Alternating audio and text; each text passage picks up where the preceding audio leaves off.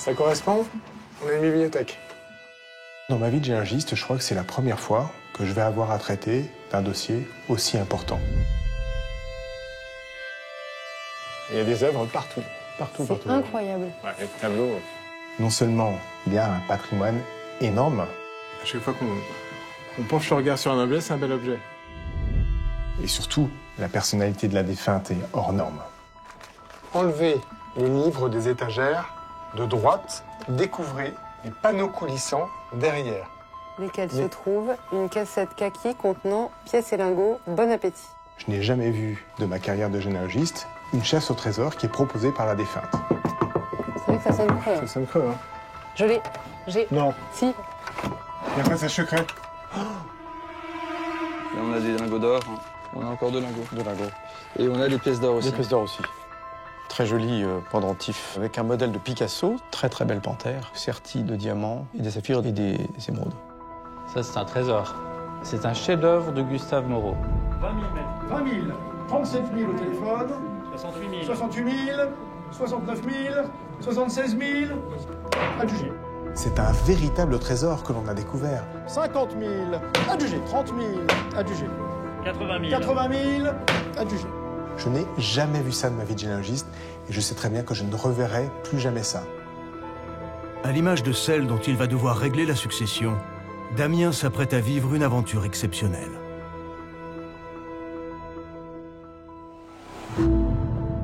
Généalogie successorale, c'est un métier où le mystère est partout.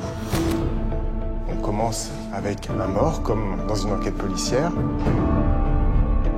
On va établir des hypothèses, c'est un travail de détective. Qu'est-ce qui a bien pu se passer dans la vie de ce garçon pour quitter son pays et ne plus jamais y revenir? Parfois, un pan entier de l'histoire de la famille s'est effacé, et notre rôle, c'est de remonter le temps et de pouvoir reconstruire cette famille. Pour nous, ça va être le début d'une vraie histoire qui, on l'espère, aura une jolie fin.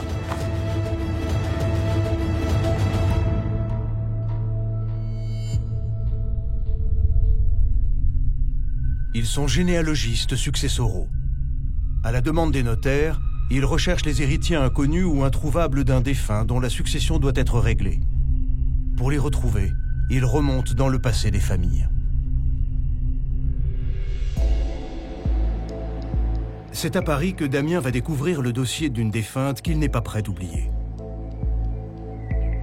Bonjour maître. Bonjour Damien. C'est un dossier sensible. Je préfère en parler avec vous de vive voix plutôt que par téléphone. Il s'agit de la succession d'une personne connue, Nelly Kaplan, donc, qui était cinéaste, héroïne de la Nouvelle Vague. La réalisatrice du très célèbre et très polémique long-métrage La fiancée du pirate s'est éteinte à 89 ans, emportée par le coronavirus. Originaire d'Argentine, Nelly Kaplan a mené en France une brillante carrière artistique, aussi bien au cinéma qu'en littérature. Elle a été l'amie, ainsi que la muse, de nombreux artistes du XXe siècle. Et la succession est importante. Donc aujourd'hui, j'ai été saisi par un avocat suisse qui est l'exécuteur testamentaire de Claude Makowski, son mari qui est décédé 4 mois plus tôt. Mais c'est là où j'ai un problème, c'est qu'au décès de Nelly Kaplan, on a un testament unique qui a été retrouvé et qui désigne Claude Makowski, son mari, comme héritier unique. Donc dans la mesure où il est décédé avant elle, aujourd'hui, on ne sait pas qui hérite. À la disparition de son mari, prédécédé sans postérité, Nelly a hérité de sa fortune. Aujourd'hui, selon le droit français, seuls les membres de sa famille de sang à elle pourront hériter. Elle avait un appartement sur les Champs-Élysées qui contient de nombreux coffres forts. Donc il y aura peut-être des testaments à l'intérieur des coffres.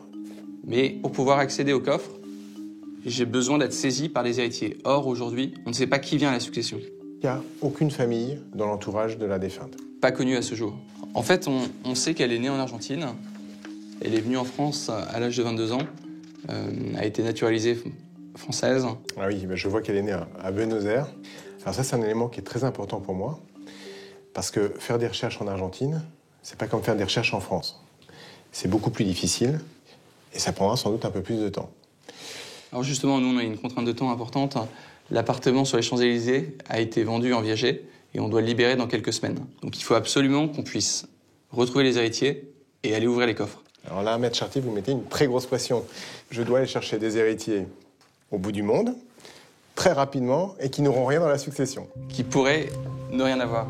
Pour s'assurer que Nelly Kaplan, cette riche et célèbre défunte, n'a pas laissé de testament dans un des coffres de son appartement, Damien doit d'abord retrouver ses héritiers. Ils sont les seuls à pouvoir autoriser l'inventaire du domicile, et donc l'ouverture de ses coffres. Mais depuis la disparition de Nelly, aucun membre de la famille ne s'est manifesté. Si Damien les retrouve et qu'un testament existe, ils ne seront peut-être pas les légataires. On compte sur vous. C'est à moi de jouer. Et rapidement. Vous pouvez compter sur moi. Je réalise immédiatement que c'est un dossier extraordinaire. Non seulement il s'agit d'une personne célèbre, ça ne m'est jamais arrivé, mais en plus, je devine, au travers des origines de Nelly Kaplan, que ce dossier va m'emmener très loin. Écrivaine, comédienne, cinéaste, égérie, Nelly Kaplan a eu plusieurs vies. Née rebelle, comme elle aimait à le dire, cette jeune femme fantasque et haute en couleur quitte son Argentine natale et sa famille à 21 ans, à bord du paquebot le Claude Bernard, qui relie le continent sud-américain à l'Europe. En femme libre, elle rêve alors d'explorer le monde. À 18 ans, je ne savais pas ce que je voulais, mais je savais déjà ce que je ne voulais pas. De toute manière, la liberté, je la portais en moi. C'est à Paris, symbole des arts et de la culture, qu'elle pose ses valises en 1953. Elle y fait la connaissance du cinéaste Abel Gance. Une rencontre décisive. Grâce à lui, Nelly pousse les portes du 7e art. Elle devient assistante et actrice de ses films. C'est le début d'une longue et fidèle amitié amoureuse. Elle se lie également très vite avec le mouvement surréaliste, André Breton en tête, qui en fait son égérie. Inclassable, inapprivoisable même, Nelly Kaplan publie des romans érotiques, féministes, avant l'heure. Son documentaire sur Picasso remporte le Lion d'Or au Festival de Venise en 1967. Elle trouve alors les investissements nécessaires à la réalisation de son premier film de fiction, La fiancée du pirate. Moi, j'aime balance, chacun sera servi. Incarnée par Bernadette Lafont, dans le rôle d'une femme opprimée qui décide de se venger de tout un village en faisant tourner la tête de ses habitants, ce film provocateur fait scandale. Fiche-moi le camp tout de suite. Allez, Marie, plaisante pas. Allez, fiche-moi le camp tout de suite. Il est pourtant un immense succès commercial. Et l'occasion pour la femme Kaplan de rencontrer celui qui deviendra son mari pour la vie, le producteur Claude Makowski. De cette union passionnelle de plus de 50 ans ne serait né aucun enfant. C'est en tout cas ce que Nelly revendiquait devant les médias. Est-ce que vous envisagez d'avoir des enfants? Non. Mais ça n'a rien à voir avec le cinéma. Je trouve que la planète est très peuplée et mon instinct maternel ne me réveille pas à minuit, donc je vois pas la raison. Lady N, comme la surnommaient les poètes, est restée une personnalité publique jusqu'à la fin de sa vie. Ce qu'elle emporte avec elle, ce sont des secrets plus personnels, des secrets sur sa propre famille que doit tenter de percer Damien en charge de sa succession. Le généalogiste n'a que quelques mois devant lui pour tenter de lui retrouver des héritiers. Toute son équipe est sur le pied de guerre. Marie et Laurence, les généalogistes du bureau, ont déjà commencé à travailler sur le dossier. Et tous les trois, on se rend compte de l'importance du personnage dont on va traiter la généalogie. Nelly Kaplan a une vie passionnante. J'ai retrouvé énormément d'articles sur justement sa vie également avec son époux. Et par rapport à sa vie amoureuse, est-ce que vous avez pu retrouver des choses? On comprend qu'elle a eu plusieurs histoires amoureuses sur Paris. Ça va être nécessaire, comme d'habitude, qu'on vérifie qu'il n'y ait pas eu d'enfant naturel. Tous les témoignages que l'on a nous disent qu'elle n'a jamais élevé d'enfant. Mais j'ai lu que c'était une femme qui était éprise de liberté. C'était son credo, la liberté. Donc c'est pas impossible qu'elle ait eu un enfant qu'elle n'ait pas élevé. Il faut qu'on aille vérifier effectivement et faire ce travail d'investigation en mairie, notamment sur chaque arrondissement de Paris.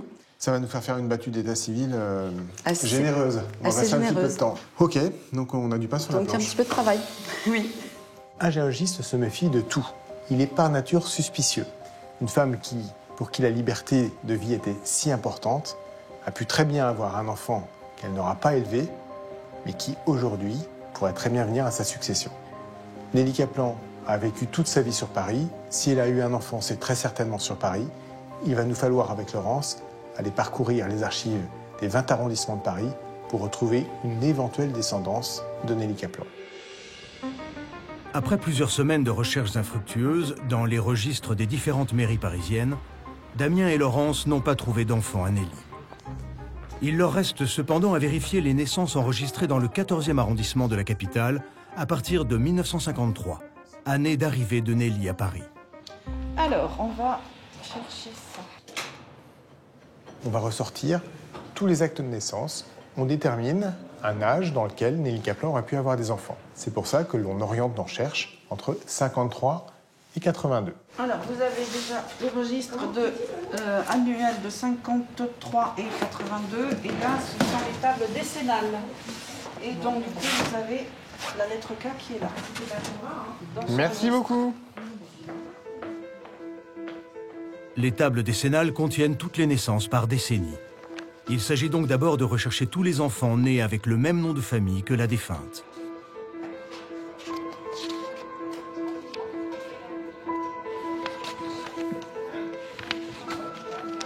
Moi, j'en ai très peu sur la période, j'en ai 5. Ouais, puis moi j'en ai 6. Ouais, les Kaplan ne sont pas les Martin. Heureusement non, pour nous. Ça c'est sûr, ni des Dupont. On se rend compte avec Laurence qu'il y a un certain nombre de Kaplan qui sont nés sur cette période. Est-ce qu'il s'agit d'un enfant de Nelly Kaplan? Un par un, chaque acte de naissance est examiné.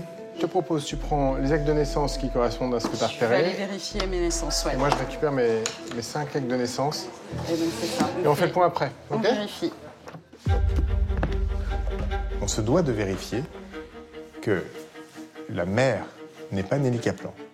Et lorsqu'on découvre que la mère est une autre femme que Nelly Kaplan, on raye le nom et on passe au suivant. Ah, j'en ai un.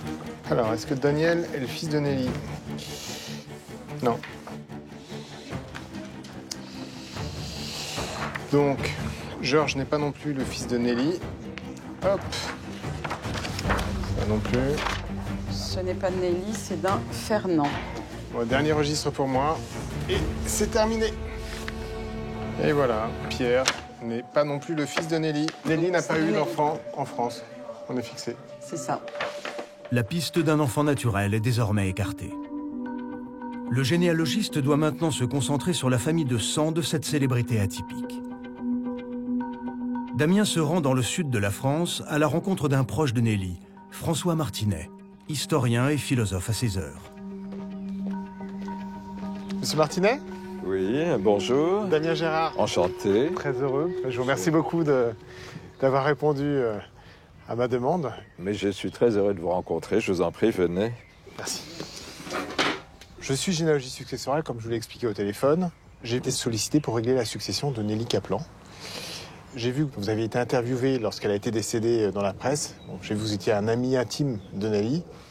Oui, Nelly, je la connaissais depuis une trentaine d'années. Et puis nous étions, oui, des amis proches. Et d'ailleurs, la dernière fois que je l'ai vue, donc à Genève, 2 mois avant son décès, son époux venait de mourir, Claude Makowski, mais elle était en parfaite santé, elle voulait vivre, rien ne présageait sa mort d'ailleurs. Elle me disait qu'elle se remettait à écrire, elle était extraordinairement vivante.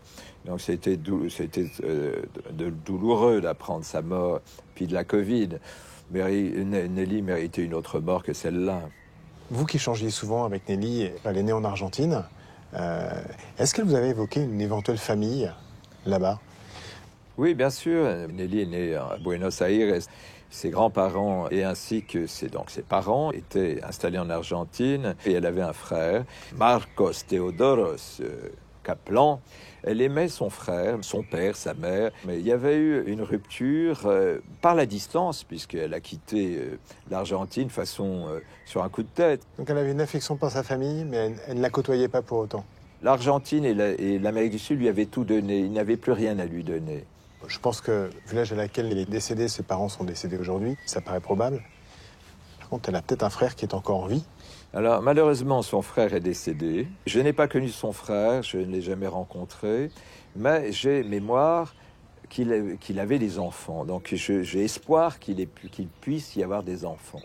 vivons. Donc si vous, qui êtes un spécialiste de la généalogie, rentrez en piste, je pense que c'est une très bonne chose. Ça va être mon travail, c'est-à-dire que je vais étudier la famille qui a été, ou qui est encore peut-être, et j'espère retrouver des héritiers. J'apprends de l'ami de Nelly Kaplan une information capitale pour mon dossier de succession. Nelly Kaplan a eu un frère, Marcos, et ce frère est décédé. Je sais, en tant que généalogiste, que s'il a eu des enfants, ce seront ses enfants qui viendront à la succession. Ce seront ses enfants qui hériteront du patrimoine de Nelly Kaplan. Ce rebondissement inespéré oriente les recherches de Damien vers l'Argentine. Le généalogiste missionne Mauro, l'un de ses confrères sur place. Il va retracer pour Damien l'histoire de la famille Kaplan et retrouver d'éventuels survivants. Les grands-parents de Nelly Kaplan émigrent en Argentine à la fin du XIXe siècle. Juifs, originaires de Biélorussie, ils fuient les pogroms dont ils sont victimes à cette époque. La violence envers cette minorité religieuse perdure jusqu'à la Révolution de 1917. 2 millions de Juifs émigrent pendant la période aux États-Unis. Les Kaplan, eux, choisissent l'Argentine. Ils embarquent pour cette terre promise en 1889 à bord du SS Weser. Avec 135 autres familles, ils fondent Moïseville, la première communauté agricole juive d'Amérique du Sud.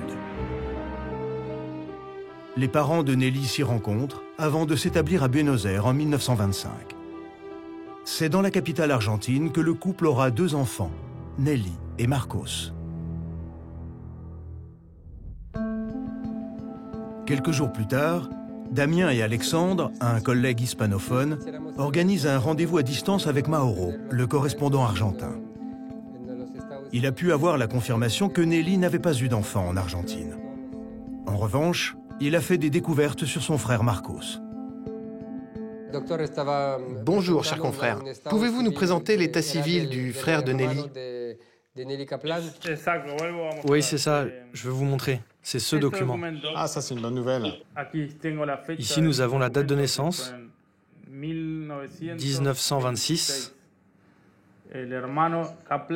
avec son nom, Marcos Teodoro.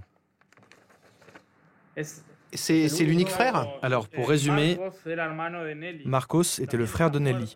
Lui aussi est mort. Mais j'ai trouvé la trace de ses filles dans un autre document. En fait, il a eu 2 filles. Donc il y aurait 2 nièces. 2 nièces de Nelly Kaplan. D'accord. La première s'appelle Luciana. Luciana Jiménez Kaplan.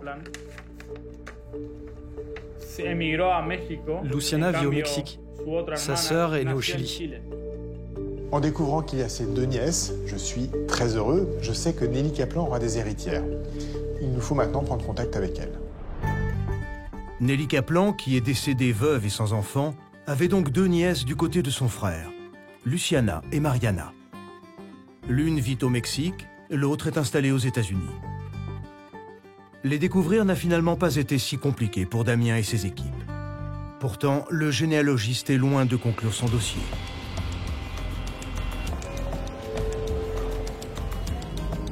Les héritières de Nelly Kaplan localisées, Damien prend le premier avion pour le Mexique où vit Luciana, la plus jeune des nièces.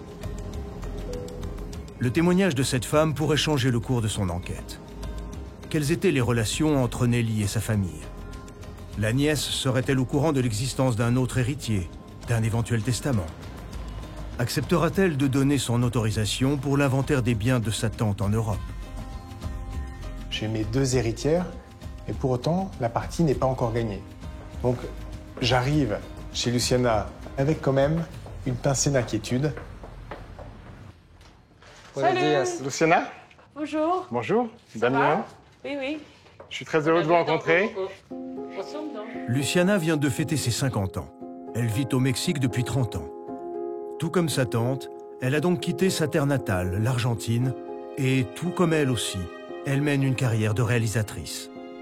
Je travaille avec un notaire parisien qui m'a confié le soin de retrouver la famille de Nelly Kaplan, votre tante, parce que lorsqu'elle est décédée, on ne savait pas qui allait hériter de votre tante. En faisant mes recherches, j'ai découvert que Nelly avait eu un frère en Argentine. Mon père. Votre papa, exactement. Et c'est comme ça que j'ai pris contact avec vous. Donc, si je suis ici aujourd'hui, c'est que je peux vous dire que vous êtes héritière, avec votre sœur, de Nelly Kaplan. C'est une énorme surprise. Jamais cette idée-là ne m'a traversé l'esprit. Jamais je n'aurais imaginé avoir quelque chose de Nelly. Jamais. C'est une très grosse succession, puisque c'est une succession à 8 chiffres. Quand Nelly est décédée, on n'a pas trouvé de testament. On pourra encore en trouver un au domicile de Nelly. Et si on ne trouve pas de testament, ce sera vous qui définitivement recevrez tous les biens de Nelly. C'était quoi le souvenir de votre tante? J'avais peur d'elle. Beaucoup. Luciana a connu Nelly à l'âge de 11 ans. Elle avait assisté à l'avant-première d'un documentaire de cette tante aussi fantasmée que distante. Parce qu'elle était comme cette figure. On a été invités à la première d'Abel Gance et son Napoléon.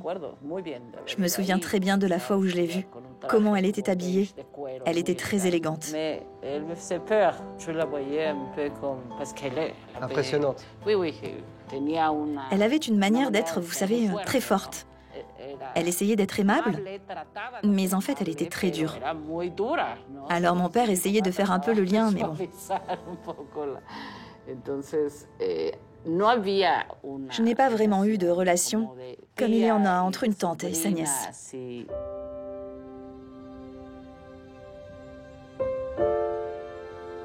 Ici, il y a une photo que j'ai retrouvée de Nelly avec Picasso. C'est très beau.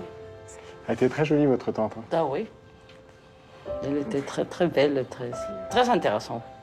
Et quand elle est partie, Nelly, est-ce qu'elle a gardé des contacts avec son frère, avec votre papa? Un peu.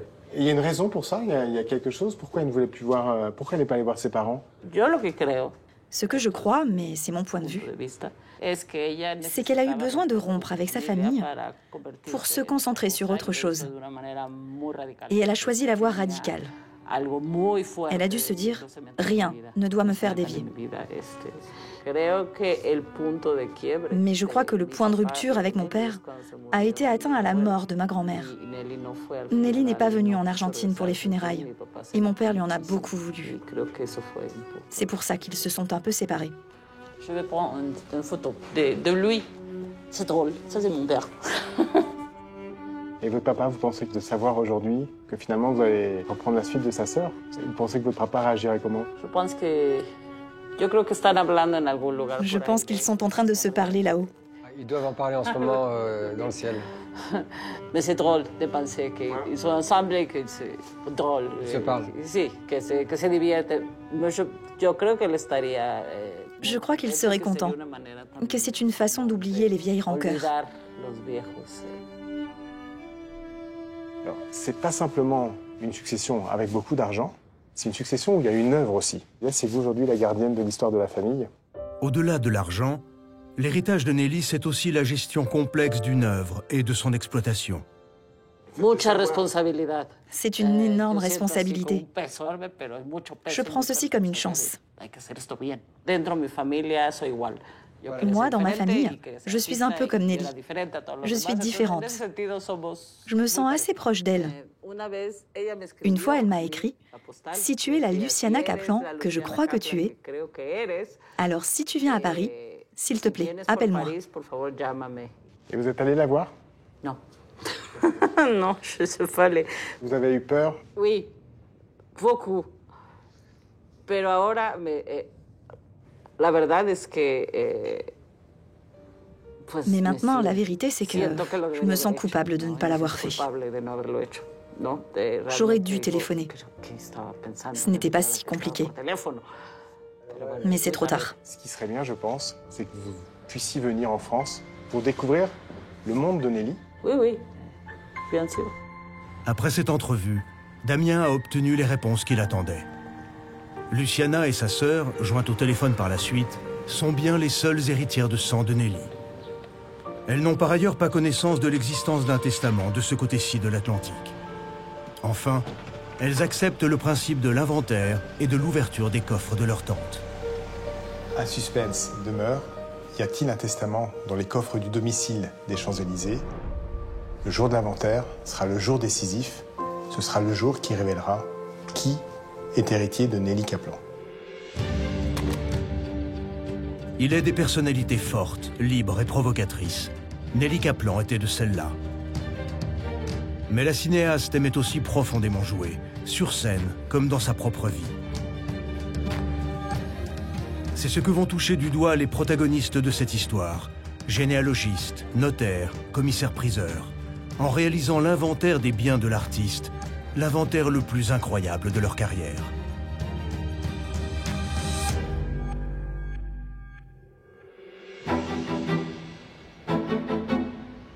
De retour à Paris, Damien a un rendez-vous avec le notaire. Les héritières ont donné leur feu vert pour la réalisation de l'inventaire de l'appartement de leur tante. Savoir s'il s'y trouve un testament est impératif. Merci Damien d'avoir trouvé les héritiers aussi rapidement. Ça n'a pas été une tâche facile, Maître Chartier. C'est une recherche qui est vraiment internationale.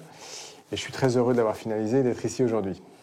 Donc grâce à ça, on va pouvoir signer l'acte de notoriété, ce qui nous permettra de nous rendre dans l'appartement de la défunte, vérifier les coffres, parce que l'ombre des testaments est toujours bien présente. Hein, et on a une note assez intéressante qui nous a été produite, qui fait état de 3 coffres forts. 3 coffres forts dans le domicile. Je vous laisse en prendre connaissance. Hein.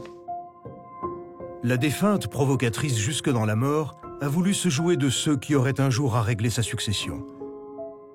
Elle leur a concocté un jeu de pistes dans une lettre que le notaire vient de recevoir de la part d'un confrère suisse. Nelly et son époux avaient un appartement à Genève. C'est là-bas qu'ils se sont éteints tous les deux à quelques mois d'intervalle. Je découvre les premiers mots. Le bureau terrasse, enlevez les livres des étagères de droite et du centre et découvrez les panneaux coulissants derrière. On a l'impression d'être dans un film d'Indiana Jones. Surtout quand on voit ce qui se cache derrière les panneaux. Une cassette kaki contenant pièces et lingots. Bon appétit. Exceptionnel. Et c'est pas simplement un testament qu'on va aller chercher sur les Champs-Élysées. On va faire une chasse au trésor. Exactement. C'est la première fois que ça m'arrive. J'ai jamais vu un document comme ça. Est-ce que vous pensez que la provocation, c'est un moyen nécessaire de déranger les gens? C'est un moyen très positif. Il faut tout remettre en question à chaque seconde. C'est la seule manière d'avancer.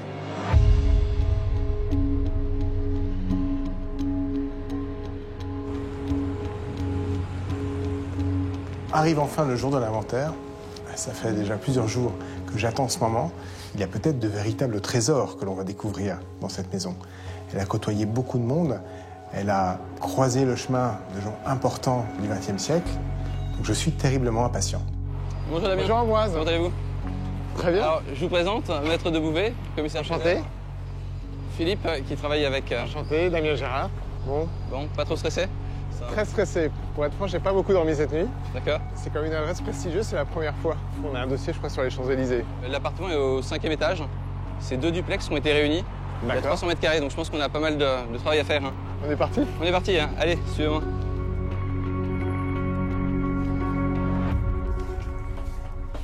On va voir s'il y a de la lumière. Génial. Il y a une photo de Nelly avec Picasso. Ouais.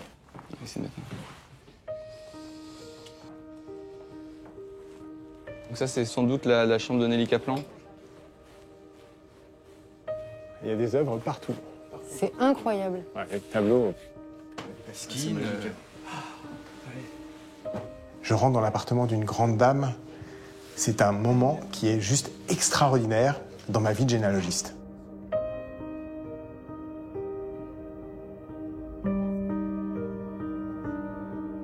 On sait pas trop donner de la tête. Ouais. À chaque fois qu'on penche le regard sur un objet, c'est un bel objet. Un joli portrait, et au dos, c'est écrit Robert Delaunay. Ah oui, en effet. C'est un peintre... C'est un peintre très important du début du XXe. C'est magnifique. Et puis, c'est beau. Ouais. C'est bizarre, cette peluche. C'est très amusant. Mais ça, je crois que ça a servi dans un film. Je crois que c'est dans Plaisir d'amour.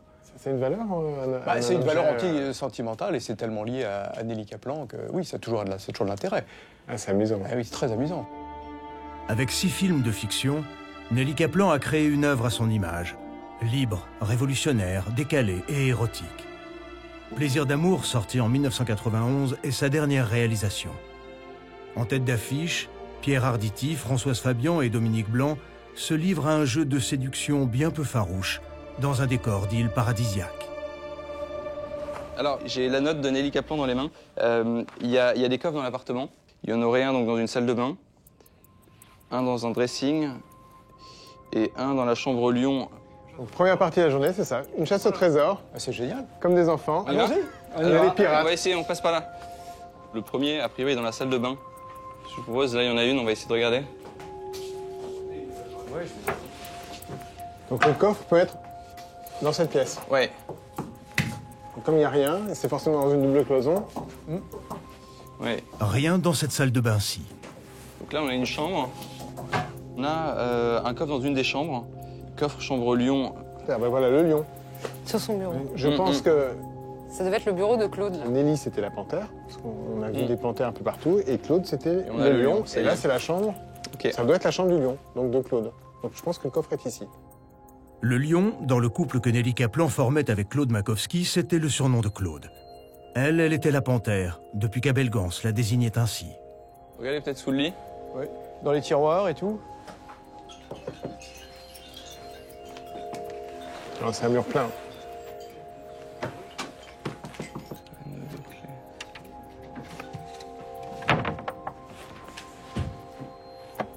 À mon avis, ça doit s'ouvrir. J'ai le coffre. Excellent. J'ai le coffre. Parfait. Bon, on en a un. Et alors? On a le premier coffre. Bravo. Et là, le stress commence à me gagner. Et là, je me dis que peut-être il y a un testament et que mes héritières ne vont pas hériter. On a une petite note pour retrouver les clés. Hein. Elle serait dans une boîte de cinéma, armoire blanche. Comme il n'y a que des armoires blanches. Oui, ça va pas être facile. Il y a une armoire blanche ici. Je l'ai. Je l'ai. Je l'ai. Excellent. Il y a la clé dedans. Ça, c'est une clé de coffre. Ça aussi, c'est Peu de chien. des clés de coffre. Suspense. En fait, ça... c'est pas du tout ces clés-là. Hein. C'est pas la bonne clé. Non. Par contre, il faut la garder précieusement parce qu'à mon avis... Bon, c'est des clés de coffre, ça doit être un autre coffre. Hein. On va faire appeler un serrurier. Je crois que Capucine avait prévu un Ouais, serrurier J'avais aujourd'hui. prévu un serrurier au cas où, donc je l'appelle tout de Vous suite. appelez le Tout de serrurier. suite. Le premier coffre ne révélera ses secrets qu'après le passage d'un serrurier. Mais d'après les informations à la disposition du notaire, il en resterait au moins 2 à trouver dans ce dédale de 300 mètres carrés. Pour avancer plus efficacement, on décide de se diviser en 2 groupes. Je vais partir avec Capucine, tandis que le commissaire-priseur et le notaire vont poursuivre dans les autres pièces. La panthère. Là, c'est le domaine de Nelly Kaplan, je pense. Oh, le Ce bazar. bazar. Oh là là, il y en a partout. Waouh. Il y en a partout. Si on doit trouver un coffre dans ce bureau, on va y passer un petit peu de temps. C'est incroyable. Tiens. Ça, c'est son autobiographie qui est dédicacée par Nelly pour son mari. En souvenir de toutes les portes qu'on a ouvertes ensemble et de toutes celles qui restent à ouvrir, à Claude Makowski, l'être le plus intègre que j'ai jamais connu. Tendrement, férocement, irrévocablement. Nelly Kaplan. C'est magnifique.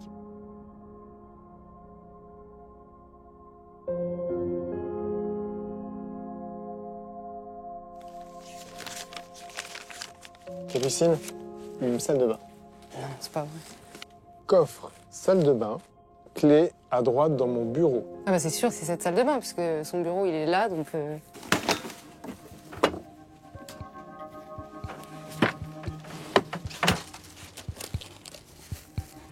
Derrière le caisson, là. C'est pas logique qu'il y ait un caisson ici. Ça bouge ou pas? Ça bouge. À mon avis, c'est le coffre. Bravo, mais vous êtes Sherlock Holmes. Bravo. Incroyable. Génial. On a le coffre. Ce sont les montagnes russes. À chaque fois, un coffre, une clé, y a-t-il un testament? Jusqu'alors, nous n'avons rien trouvé. Peut-être ce sera cette fois-ci.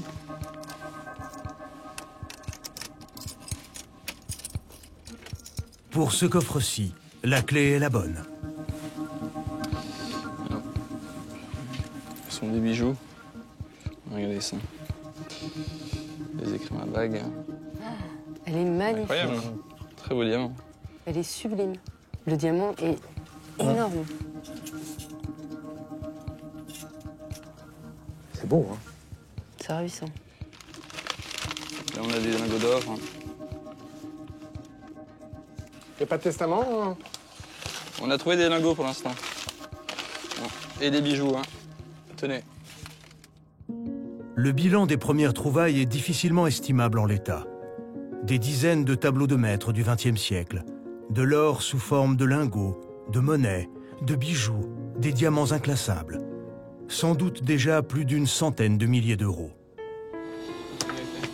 La chasse au trésor se poursuit. Très joli, ça. Oh là là, c'est un bijou 1900 avec des diamants, émail et tout. C'est très rare, extrêmement rare. Les découvertes s'accumulent au gré des fouilles, pendant qu'un serrurier s'affaire sur le premier coffre dont la clé est manquante. C'est que ça. Des écrins. Oh, une arme. Il y en a une autre. On a un fusil. Elle est chargée. Hein. Ils prenaient leurs précautions. Et là, il y a un coffre. Venez. Oh, il y a un coffre, là. On a le coffre du dressing qui est ici. Hein. Avec une combinaison, il faudrait regarder, Capucine, dans les clés que vous avez récupérées tout à l'heure. Venez, Capucine, je vous laisse essayer d'ouvrir ça. L'ouverture est chiffrée, 1964. Ce qui est assez logique, c'est la date de leur rencontre. Ok. Alors maintenant, il faut compter. 1, 2, 3, 4, 5, 6, 7, 8, 9, 1, 2, 3, 4. Et voilà, c'est ouvert. Je vous laisse regarder le contenu du coffre. Et je vois de loin cette porte qui s'ouvre. Et très vite, je vois qu'il n'y a pas que des boîtes. Il y a un paquet de documents. Là, tout de suite, il y a une angoisse qui me gagne. Je réalise que c'est peut-être maintenant qu'on va découvrir qui va hériter de Nelly Kaplan. Il y a des choses, Maître Chartier? Alors, le coffre est plein. Il y a des documents.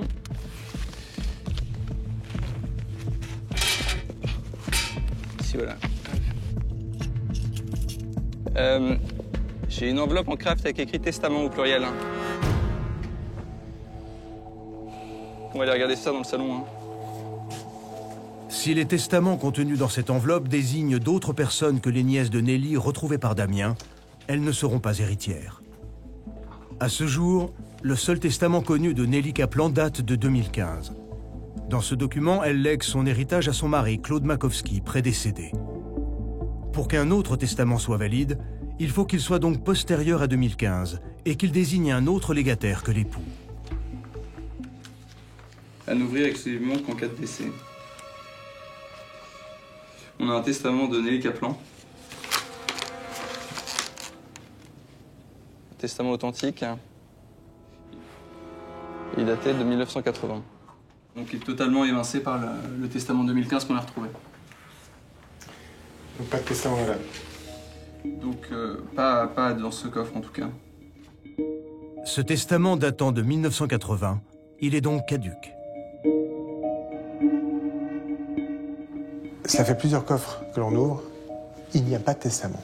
Il nous reste un coffre.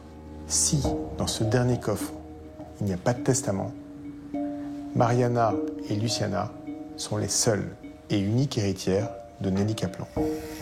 Le dernier coffre à ouvrir est celui du fameux bureau du Lion, celui de Claude Makowski. Pour ce coffre-fort ancien, le serrurier n'a pas d'autre choix que de le détruire complètement. Il travaille à cela depuis 8 heures déjà, sans succès. Jusqu'à ce que finalement, la porte cède. Il y a une poche à vous. Donc il y a 3 étages. Qu'est-ce que c'est? Des écrins de bijoux. Encore de l'or. Des capucines. Et on a une grosse pochette. Et là, il y a 4 lingots. Donc aucun testament, Damien. Les héritières sont confirmés dans leurs droits. Ils peuvent appréhender la totalité de la succession. On en est certain, les héritières, Luciana et Mariana, conservent la totalité de la succession. C'est une succession très importante. C'est un véritable trésor que l'on a découvert. Je n'ai jamais vu ça de ma vie de généalogiste et je sais très bien que je ne reverrai plus jamais ça. Ça, c'est 1 kilo. Un gros, c'est 1 kilo, oui. Ça fait 1 kilo, mais c'est tout petit. Ça, oui, c'est très dense. C'est comme 1 kilo de sucre, mais c'est pas la même taille.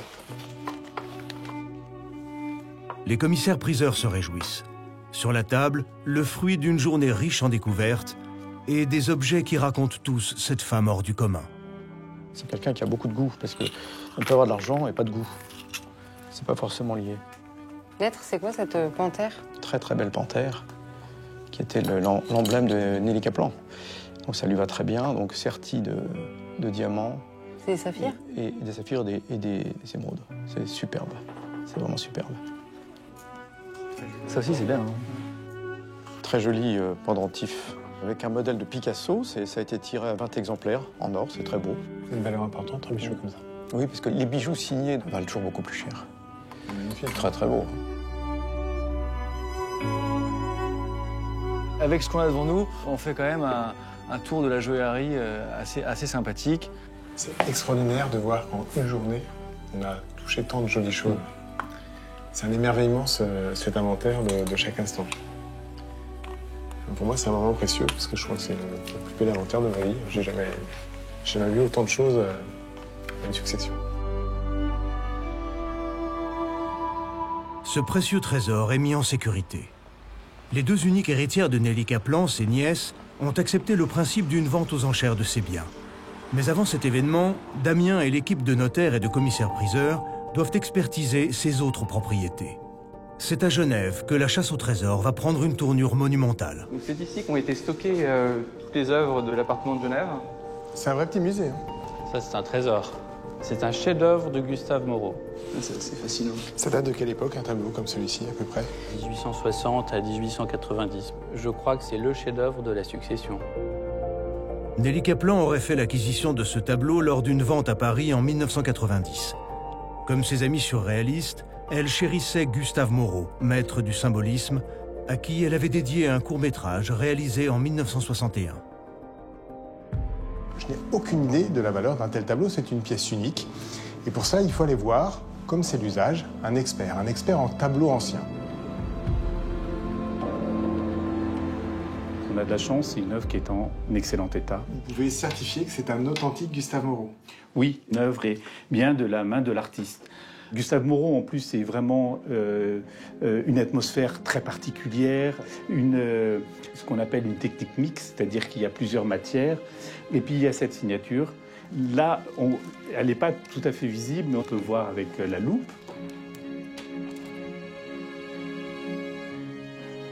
C'est écrit en tout petit, hein, avec une... Oui, c'est écrit en tout petit. C'est une signature qui est très jolie. Et au regard de ce qui a pu être vendu dans les années précédentes de Gustave Moreau, on va pouvoir penser à quelle valeur dans le cadre de la vente publique? Alors, à 150 000, 200 000 euros, l'œuvre devait être vendue normalement sans problème. Mais vous savez très bien que la vente publique, c'est un jeu. Donc, à un moment donné, on peut se laisser porter par le jeu et aller au-delà, bien au-delà de ce que l'on pensait. On en voit peut-être un tous les 2 ans de tableaux de ce niveau de Gustave Moreau. Oui. On a beaucoup de chance. Un trésor.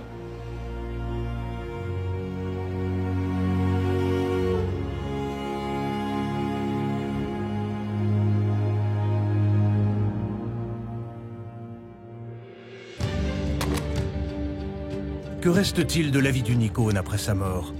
Une œuvre, des photos, une collection qui reflète une existence riche d'innombrables rencontres. Nelly Kaplan, qui a côtoyé les grands artistes du XXe siècle, a conservé des souvenirs de chacun. Ces deux uniques héritières ont décidé de les vendre aux enchères. Mais avant de voir ses biens voguer vers d'autres propriétaires, le généalogiste réserve une surprise à Luciana, la seule des nièces qui a pu faire le déplacement en France.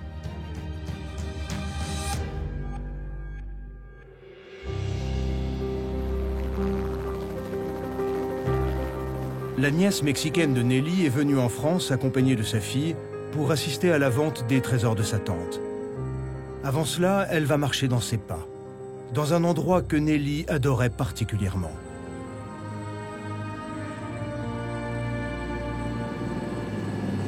Là, on est juste à côté de la maison de Nelly. Ouais, parce que le village, il est juste là, ouais.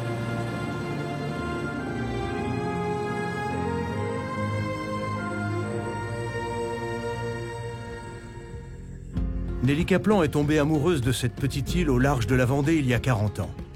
Pour Luciana, cette nièce qui n'a pas vraiment connu Nelly, c'est l'occasion de pénétrer en douceur dans l'univers de la défunte. Ah bah ça doit être cette maison-là. Ils sont accueillis par l'ancien gardien de la maison de vacances de Nelly.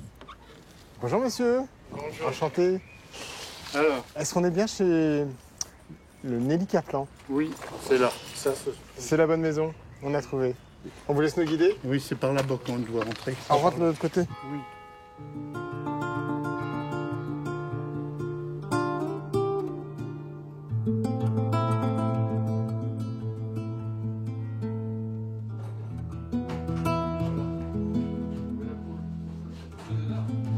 Tenez Luciana. D'accord.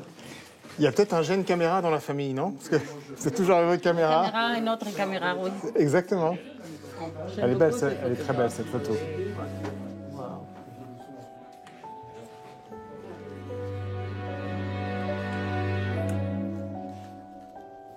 Monsieur gérait la maison, c'est lui qui était le gardien de la maison, qui surveille que tout se passe bien ici. Et chaque été, il voyait Nelly quand elle était ici. Voilà. Je suis très contente de vous connaître. Alors Luciana, c'est la nièce de Nelly, l'héritière de Nelly. Vous la connaissiez? Oui, vous l'avez. Oui, beaucoup. Pas beaucoup, mais la dernière fois que je l'ai vue, j'avais 11 ans. Ah. Ça fait beaucoup de temps. D'accord. Elle vous parlait un petit peu de ce qu'elle faisait, non, parce qu'elle travaillait toujours beaucoup ce qu'elle disait. Elle écrivait. C'est important d'être ici, de voir ces choses. C'est dur, hein? Oui. Mais je pense que c'est un endroit où il se plaisait beaucoup parce que quand on a fait l'inventaire sur les Champs-Élysées, il y avait plein de photos de l'île-dieu. On sentait que c'est quelque chose... Oui, que c'était important. Qui était important, ouais. Un endroit où il passait de bons moments.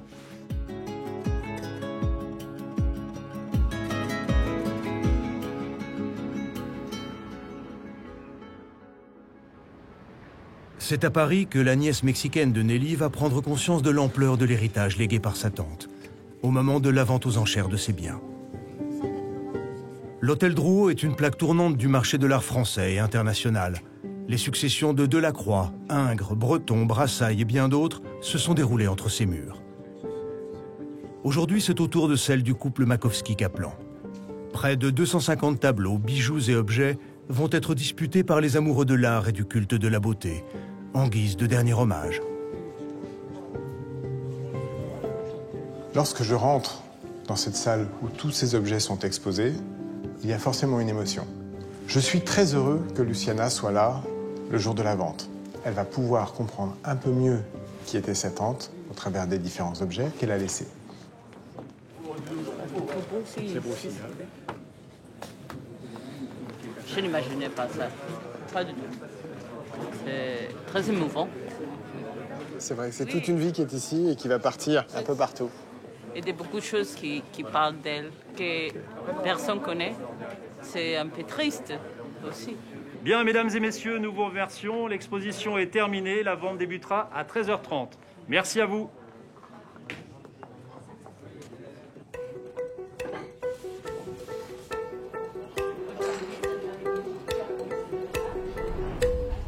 Nous commençons avec le numéro 1. C'est un important sautoir en or jaune signé par Picasso. C'est le 8e tirage sur 20.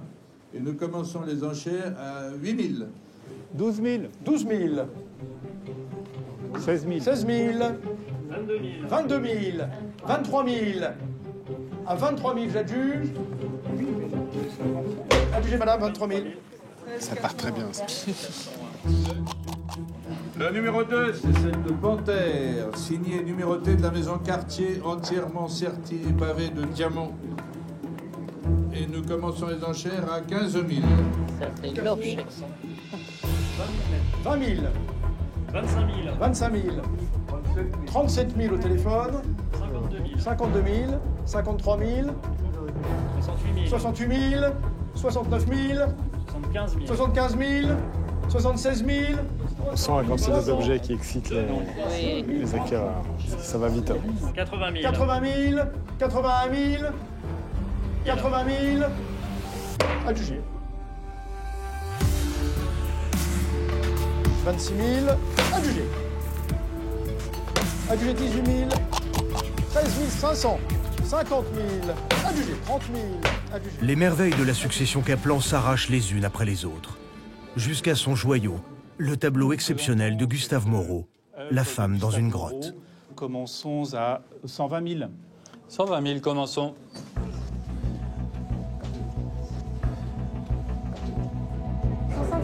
« 150 000 ici à vous. 155 000. 155. On met 160. 160 000. 165 000, 170 000. 180 000 ici. 200 000. On met 250 250 000. 250 000, c'est là, au téléphone. Pas là, pas là, pas là, pas là. 255. 255 000. 260 000. 260 000. 65. 265 000. Au fond, maître. 270 000. 270 000. Tess, en voulez-vous? 300. 300 000. 300 000. 300 000, c'est là au téléphone. Plus au fond. 305 000. 305 000 au fond. 310. 310 000.